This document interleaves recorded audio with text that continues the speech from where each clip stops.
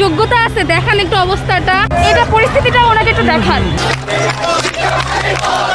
দেশের বিভিন্ন এলাকায় বন্যা পরিস্থিতির মধ্যেই চলছে এইচএসসি ও সমমানের পরীক্ষায় সারা দেশে অনুপস্থিত ছিলেন প্রায় 19,500 পরীক্ষার্থী।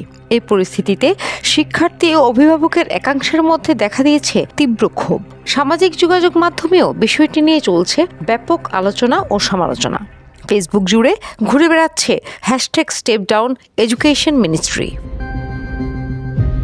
টানা বৃষ্টি আর বন্যায় কোথাও তলিয়ে গেছে সড়ক, কোথাও বন্ধ নৌযান চলাচল। অনেক শিক্ষার্থীকে কোমর সমান পানি পেরিয়ে পরীক্ষা কেন্দ্রে যেতে হয়েছে। আবার অনেকে যোগাযোগ বিচ্ছিন্ন থাকায় পরীক্ষায় অংশই নিতে পারেননি। এরপরও পরীক্ষা চালিয়ে যাওয়ার সিদ্ধান্ত নিয়ে প্রশ্ন তুলেছেন অনেক শিক্ষার্থী ও অভিভাবক।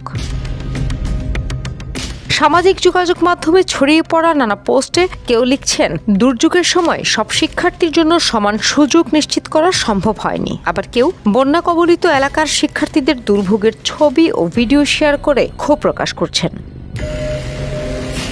ফেসবুকে বিষয়টি নিয়ে অসংখ্য পোস্ট, মিম এবং ব্যঙ্গাত্মক কন্টেন্টও ছড়িয়ে পড়েছে, যেখানে স্টেপডাউন শিক্ষামন্ত্রী ব্যবহার করে অনেক ব্যবহারকারী শিক্ষামন্ত্রী এহসানুল হক মিলনের পদত্যাগের দাবি জানাচ্ছেন।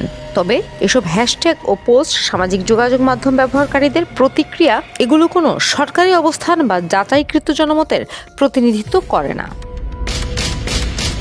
অন্যদিকে অনেকের মতে পরীক্ষা আবার পিছিয়ে দিলে ভর্তি কার্যক্রম, ফল প্রকাশ এবং পুরো শিক্ষাবর্ষে নতুন করে জটিলতা তৈরি হতে পারে।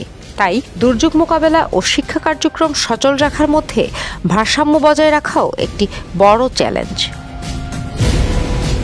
বন্যার দুর্ভোগ, শিক্ষার্থীদের অনুপস্থিতি এবং সামাজিক যোগাযোগ মাধ্যমের সমালোচনা সব মিলিয়ে এইচএসসি পরীক্ষা এখন শুধু একটি শিক্ষা কার্যক্রম নয়, বরং জন আলোচনার বড় ইস্যুতে পরিণত হয়েছে।